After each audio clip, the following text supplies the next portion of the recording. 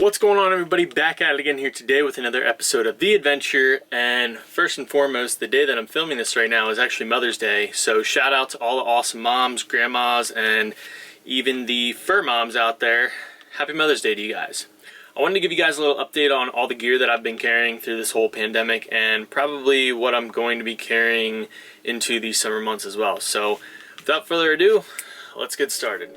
So the first piece of gear I'm going to be showing you guys today is, of course, my handgun. It is the Smith & Wesson M&P40 Shield.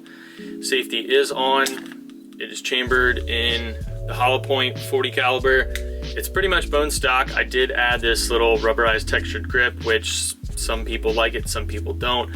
But for me, it's comfortable and I can shoot straight with it. So that's it for the gun.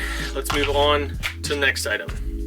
Now, beforehand, I was carrying this Smith & Wesson Border Guard, which it is a pretty bulky knife. It's pretty heavy, but it got the job done. As you can see, the edge is still there. It's definitely seen its better days. It's getting a little rusty here and there. Now, this knife for me is now sitting in my car, and I'll probably just keep it there. That way, just in case of emergency, there's a glass breaker and a seatbelt cutter and those sorts of things on here. So if you guys want to know more information about this knife, I'll be leaving a link in the description down below.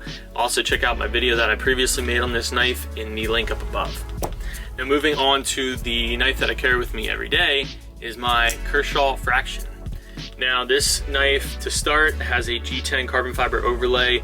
The blade has definitely held up really well, and I've been using this to cut open packages, mail. I've used it as a Phillips head screwdriver. I've cut meat with this knife, and two of the things that I really like about this knife is how light it is. It's only coming in at 1.9 ounces. The other thing I really like about this is the action on it.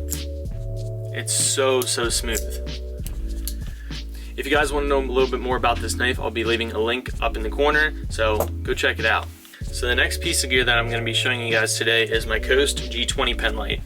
Now, I've been using this flashlight for, I want to say, 2 years now. I started using it when I was at an internship, and from there, it's kind of sat in my car.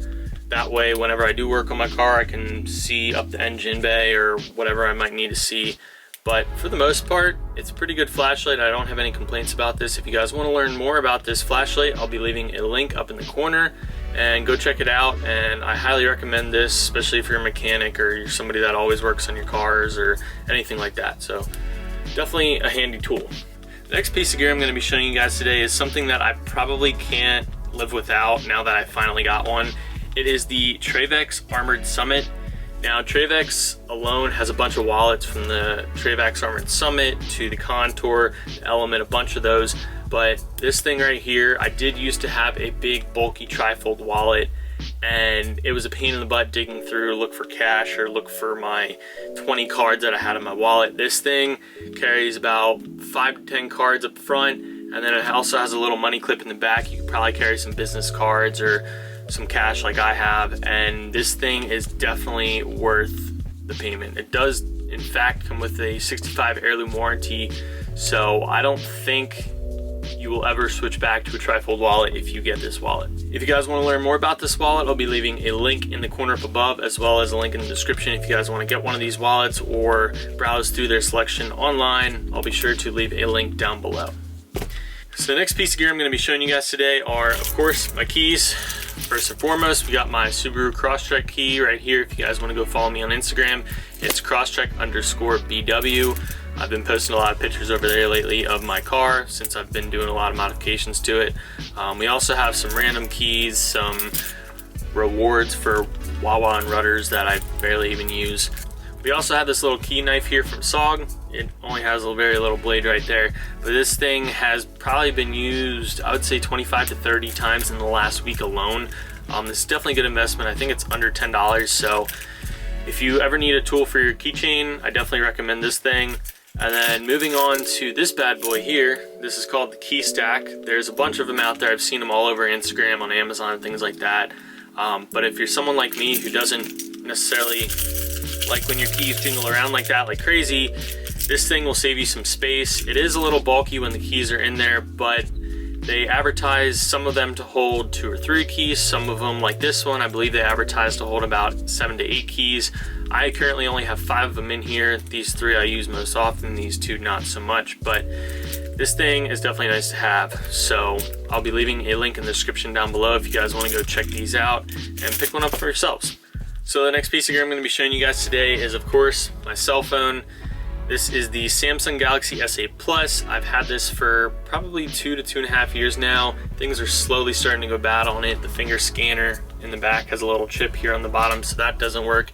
The front as well as the rear facing cameras aren't the sharpest quality images that they used to be, and overall the phone itself is starting to slow down a little bit. So I definitely want to upgrade this in the near future with either a new iPhone or a new Samsung device. So that's a little internal debate that I've been having with myself, but I will definitely upgrade that probably within the next year or so.